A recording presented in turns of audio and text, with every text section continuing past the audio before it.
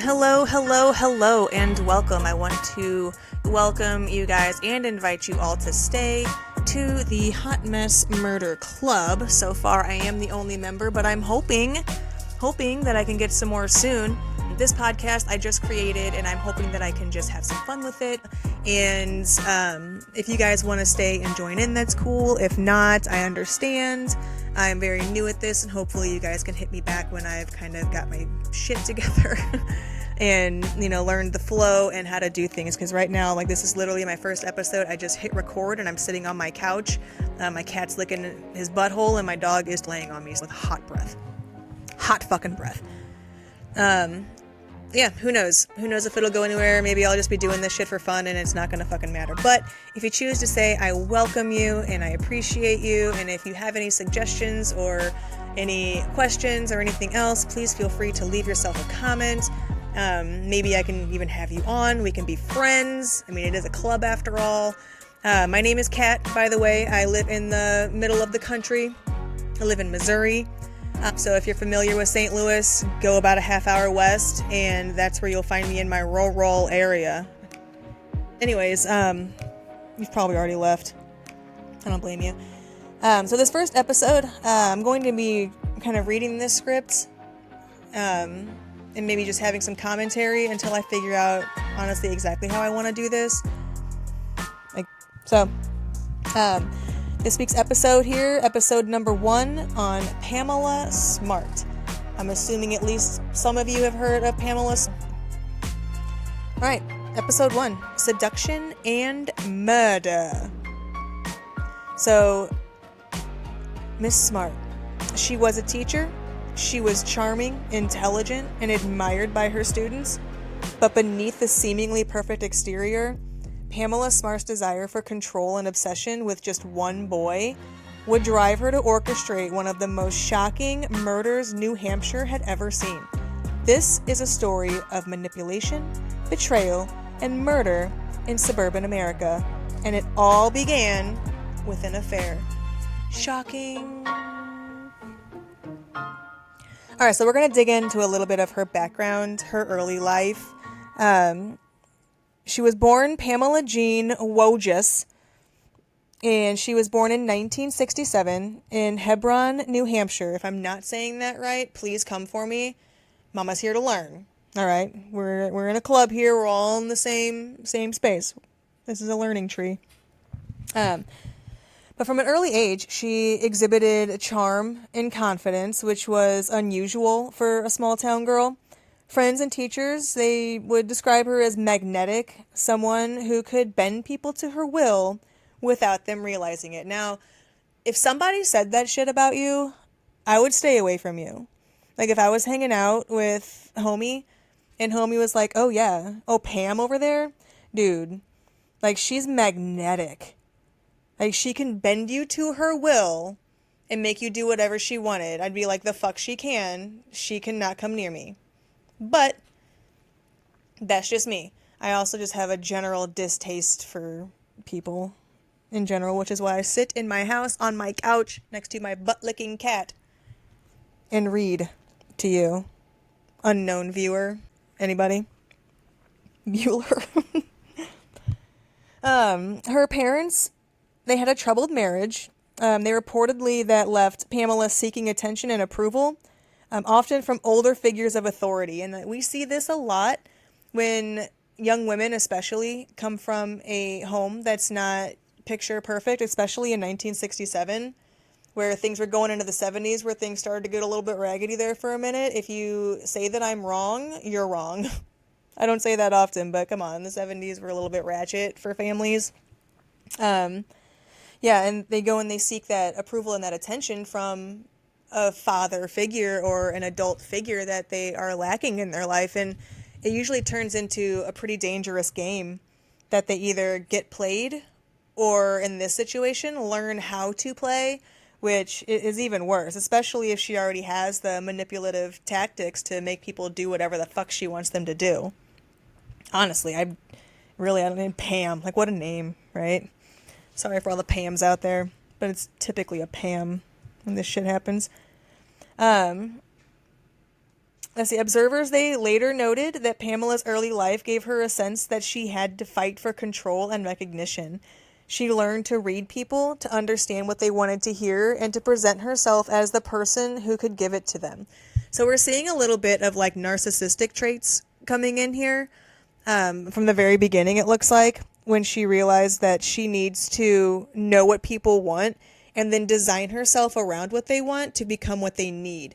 And a lot of narcissists do that. It's one of the many traits that they have.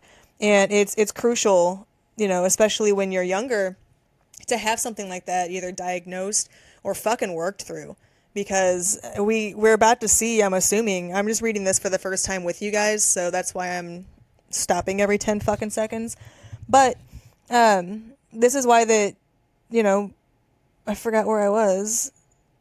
Oh yeah, but if you don't have it diagnosed, you can grow up and by all the practice that you have even as a child and doing the things that you've already done, it's going to be super easy to hone in on those skills and just make anybody do anything. And that's what I was getting at, actually, was I'm sure we'll find out what she did with those newly learned skills later on here in the episode.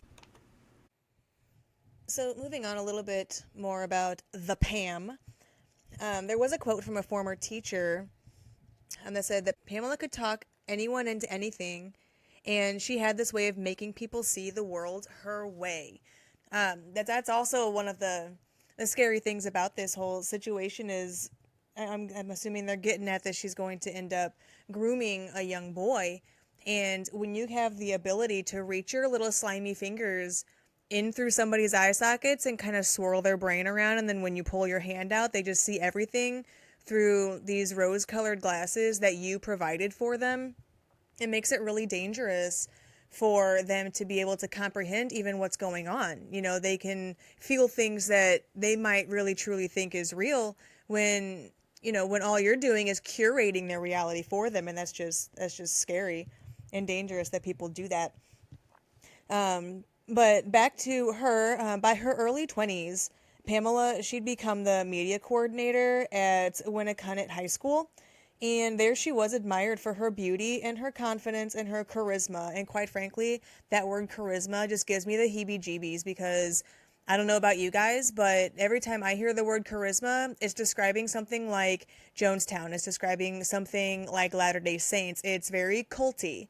Every cult leader that you ever hear about or read about, it's always so full of charisma. So that word, if somebody has charisma, is like a huge red flag for me. It's like a giant fucking nope. Nope, no thank you. I will just stay as far away from the charisma as possible and be okay with that. But she ended up marrying a guy named Greg Smart in 1984, who was stable, and a good provider for her. And the marriage actually reportedly left Pamela feeling kind of trapped and unfulfilled. Which is kind of sad because he's probably a really nice guy and she's just got however many mental disorders building up from when she was a child and still growing, and she's got nowhere to go with it. When you have these abilities, this charisma to make people do whatever you want, and then you tie yourself down, you can't really do that anymore. And once it became a way of life for you at one point in time, it's hard to just shut that off. And I mean, I get that, but her abilities are the ones that need to be shut off. They're not like she's an artist and when she got married, her husband hates art and now she can't do it anymore. Like, this is manipulation and mental fucking, basically. Yeah, but either way, this is kind of when she became the coordinator at that high school, at Winnacunnet High School. That's when we come into frame with Billy Flynn.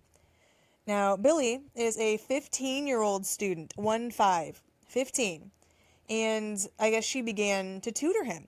And along the line somewhere, that tutoring kind of gave him the casual attention that he needed for his schoolwork, and it quickly spiraled into a secret sexual relationship. So here we have this lady who is stuck in a marriage and unhappy and has these absolutely deranged mental capabilities over people, and she finds this young, susceptible kid who really just wants to learn and takes complete advantage of him. When I was talking about the slimy little fingers that get shoved through eyeballs, this is what's happening right here. She's about to curate his brain to basically live for her. And this is going to get scary here quickly, I would assume. Well, apparently I know because I'm talking about it on this podcast, so it's probably going to get pretty fucking stupid if it isn't already. Anyway, so Billy became both infatuated and terrified, caught in Pamela's gravitational pull. See, in the infatuated and terrified, that's how well you can see that she's doing something to him, because I feel like with the terrifying part is he knows that it shouldn't be happening, but he can't help it but become infatuated with her. And she's beginning to break down the morality in his brain, and she's beginning to make him believe that what's happening is okay. So that's a really strange mix of emotions, especially for a 15-year-old kid. Like, his lobe isn't even developed yet. Like, he's so young, man. This is sad. This is really sad already. Pamela reportedly framed the affair as a kind of secret romance, but also as a partnership. So she made Billy feel needed and powerful and complicit. Now, the wording there, that she made him feel complicit, when we all know that a 15-year-old boy, that's not the case at all. He's not ready for that kind of complacency, and it's just made him feel that way. That's scary. She emphasized that her husband, Greg, stood in the way of their happiness, and so now she's trying to tell him, my husband is the only thing that's in our way of us truly being together, and just molding and molding and molding this kid's brain like Play-Doh, and it's just so sad. But in court later on, Billy actually testified that Pamela told him, if you loved me, you'd do this for me. And I don't even know if I need to get into how much I absolutely hate that. Because, and people talk about unconditional love and, I love you, I'll do anything for you. But that's the thing is love isn't, in my opinion, unconditional. Like, I will love you through thick and I will love you through thin. But if you're going to ask me or try to manipulate me into doing something that I know is wrong or something that is against my boundaries, and you tell me if you loved me, you'd do it, that just means that you don't love me. Love is built on mutual respect. It's built on truth. It's built on getting along, and it's so many things. And if someone said that to me, I would be like, well, then I guess my love to you isn't the same as what, I perceive it to be. So it's just sad. If you loved me, you would do this. No, thank you. No, thank you. Well, then I guess in your eyes, I don't love you. I'll be leaving. Later, Pam. But this was more than just a suggestion that she was giving him. Like, she was painting, like, murder as the only way to preserve their love, and appealing to his adolescent sense of devotion and moral confusion. And that's absolutely right. That's exactly what she's doing. And she reassured him that she would reward their loyalty, dangling promises of money and shared freedom, while simultaneously threatening emotional abandonment if he refused. I know you guys have heard these stories. I know you've probably been in a situation where it's the whole, if you don't, I'm going to leave you. If you can't make this happen, then we can't be together. And it always comes down to something negative against your will that you have to do in order to make something work for another person. And that's just, it's so toxic. It's so sad. It's disgusting. And more so than in two adult consenting people, and it is in this situation when it's a fully grown grooming adult and a 15-year-old boy who really just wanted some tutoring lessons, and she's just using everything she can that she learned in childhood to get this poor kid to do something terrible. But yeah, it's just really sad. And she reassured him about the loyalty and the money, and it's promising a very bright future, but he has to do something that could ultimately take all of that away from him if he did it. So she knows exactly what she's doing here, and it's scary. And even still, witnesses later recounted that the chilling intensity of Pamela's influence, friends of Billy noticed that he seemed obsessed. he was anxious and he was afraid of losing her, because she had so much control over him, and that he was in the, the mind state, or the state of mind that if she left, then who am I? Because everything that I've done has been curated around this woman in power, this woman who is a teacher of authority. And it's so he's losing his shit right now. And quite honestly, I don't blame him. I'd be losing my shit too. But one student who eventually became a key witness told investigators that Pamela had repeatedly told Billy that she couldn't be happy while her husband was alive. And that's scary, because at this point in time, that's not flirtation. That's not just a sexual relationship anymore. It's borderline coercion. And she knows exactly how to do it. And this poor kid, he's just so susceptible to it. And that's exactly what she's doing. She's coercing him to murder somebody. And a quote from one witness said that he looked like a puppet and she was pulling the strings. I don't got to dive into that too much more. I've already ranted about it before, but I mean, that's the picture that is painted 100%. So then we kind of get into the plan and the manipulation aspect of it before the murder. This is kind of moving past their already developing relationship and on closer to what actually happened. And, the murder didn't happen just spontaneously. It wasn't like he just went over there on a whim and, hit him with a car or something, rage-filled or something just instantaneous, anything like that. So Pamela allegedly, she instructed Billy and two friends. So now she's involving two other minor kids in this fucked up, twisted plan that she's got going on. And poor Greg, like what the fuck did Greg do? Oh my God, Pam, you're a fucking mess. Jesus. Anyway, so she convinced that Billy and his two friends about the timing, the roles they're going to play, and even how to stage the crime as a burglary. So she's plotting all of this out for them, and she repeatedly rehearsed these conversations and coached them on alibis and emphasized the stakes. And so now she's the one that is basically blasting into their brains, this is what's going to happen and this is what you're going to say, and I'm not going to go down for this, is Pamela's thinking, and that's what she's doing. That their loyalty would allow them to be together was one of the stakes.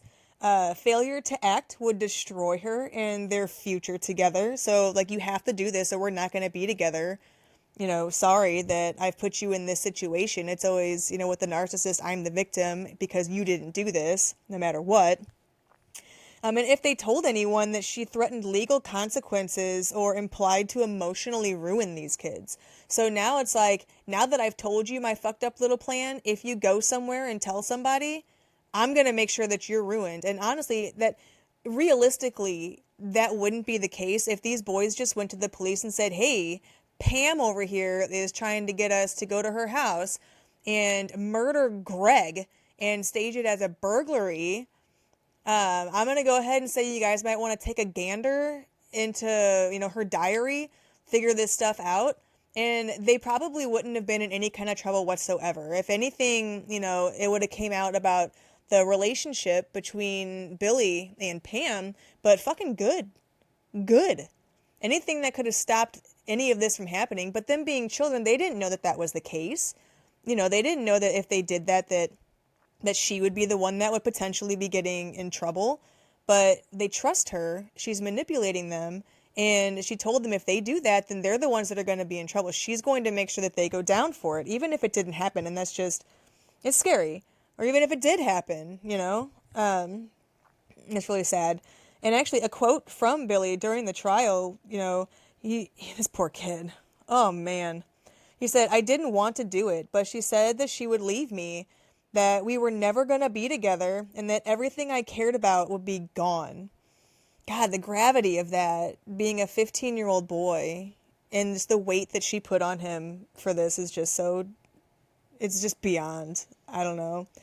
The level of psychological pressure, the threats, the emotional manipulation, and all of these empty promises, they created an environment where teenagers committed murder under a mix of fear, infatuation, and coercion. And this, oh man. I mean, what does this chick look like?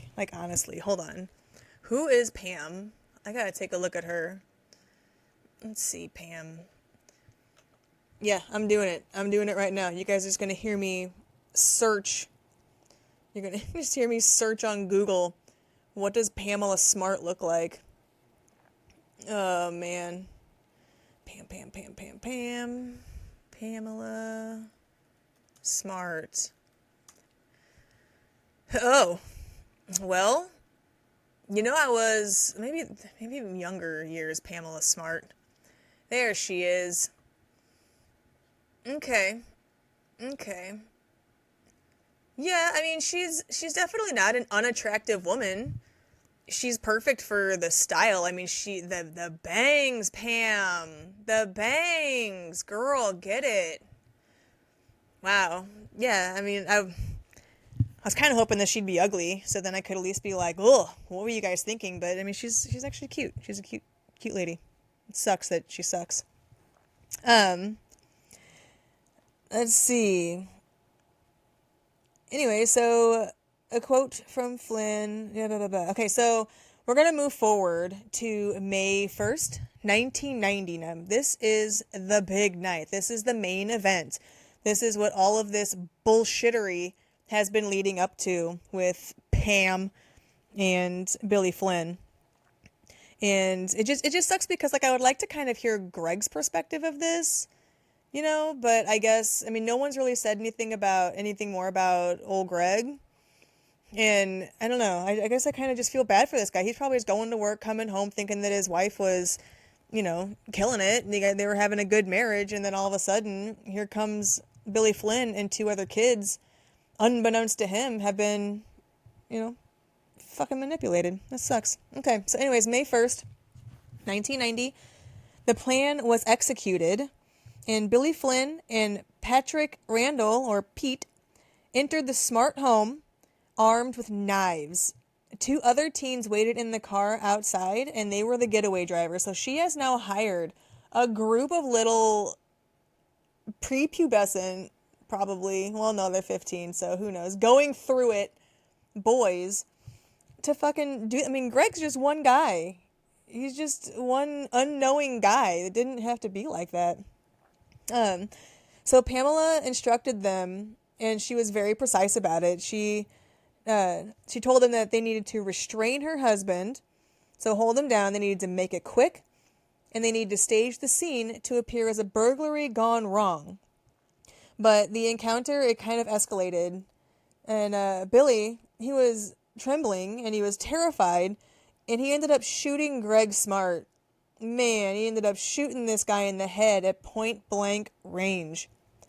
Man, and Pete, he restrained him in following Pamela's instructions, but the killing itself shocked them all. It really did. So I guess he shot him in the head as Pete was holding them. And, oh, wow.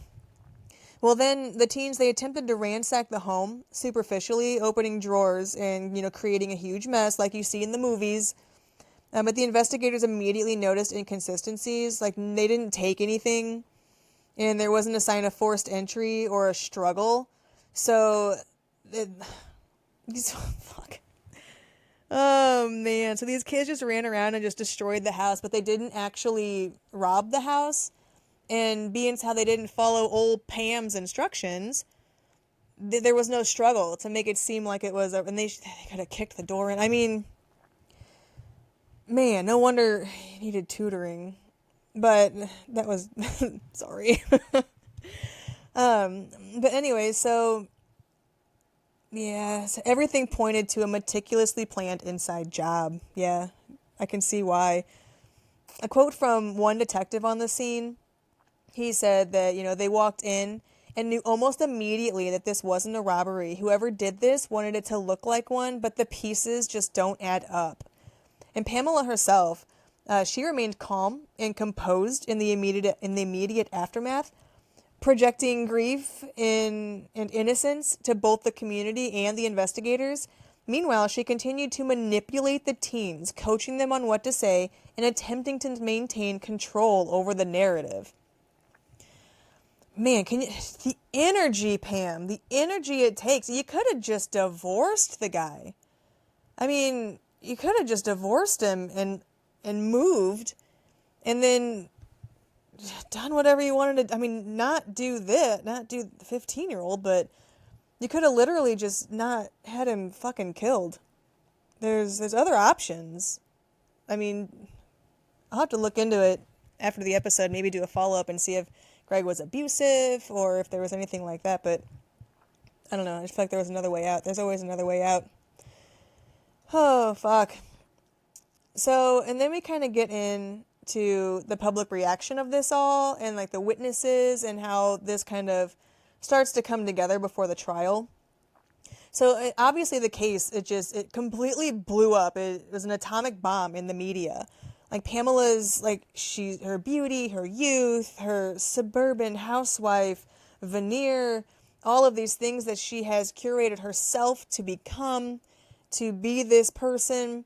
It just contrasted very starkly with, the heinous crime that she orchestrated. It didn't make any sense.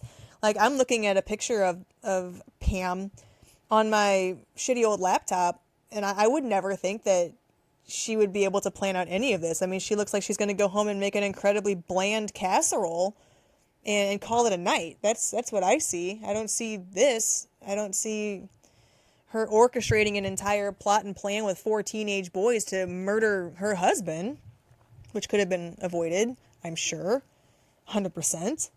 But who am I? I'm just some bitch on a podcast. But like the public, they were horrified.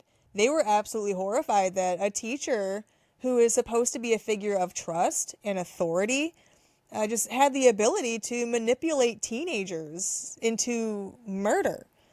I mean, it just absolutely, the brutality of it, just shooting him like that, it's insane. Well, Billy Flynn and Pete Randall, they testified in court, and they described Pamela's pressure and the emotional manipulation in detail. Good for them. Good for them. I mean, they should. And that's scary, because you're sitting there on the stand, and she's sitting in there, looking at you with the doe eyes and the really big bangs that I'm seeing here in the courtroom shot. And they did it, man. They spoke up. Good for them. And they knew it wasn't going to end well for them, but good for them. And there was an intern who recorded the conversations with Pam after the murder that provided evidence that contradicted her public claims, showing that she had known much more than what she actually had admitted. The prosecutors painted her as the mastermind, the director of the crime, if you will, while the defense argued that the teens acted independently, which there's no way. I mean, why would they target him? Why? There's too many questions, too many unknowns. Like, they didn't have any prior affiliations with Greg. They didn't have any motive. They didn't have any of that. There wasn't means or motive on that one, for sure. Yeah. So and beyond that, the quote from a prosecution psychologist reads, Pamela was the manipulator. She saw herself as the director of a story in which she could only succeed if everyone else played the role she wrote for them. And that's, oh my God, that is so right. That is 100% what happened. And that's 100% from when she was a little kid and her fucking charisma, old Pammy charisma. Absolutely. I believe it. Guilty. For sure. So then Pamela's trial became a national spectacle.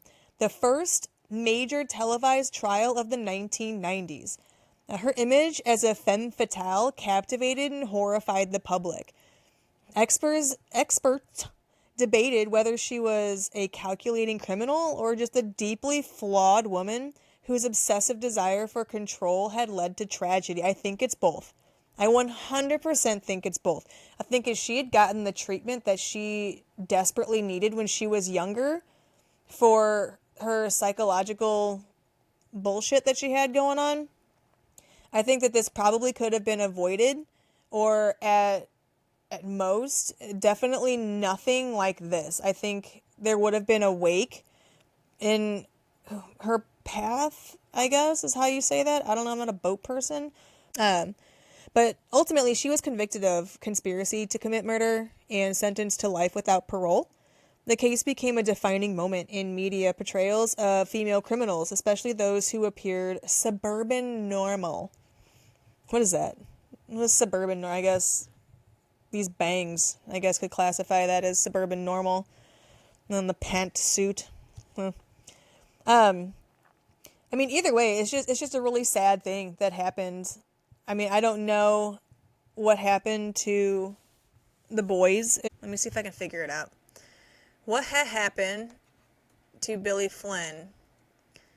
Ladies and gentlemen, and thank you, Kiki. She had the answer. Okay, so it looks like he grew a mustache.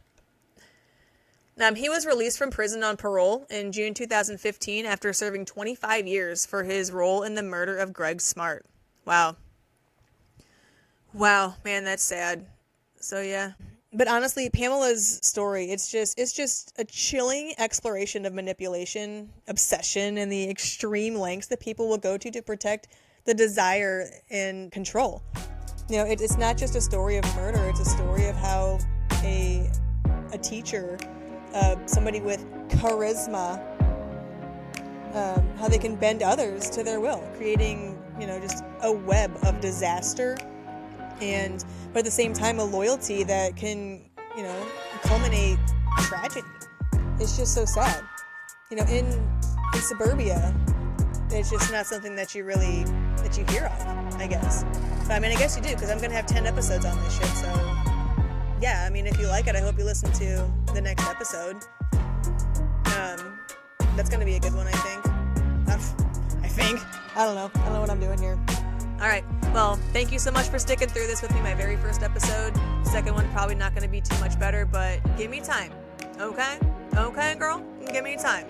Because now you, if you come back for episode 2, are officially a member of the Hot Mess Murder Club.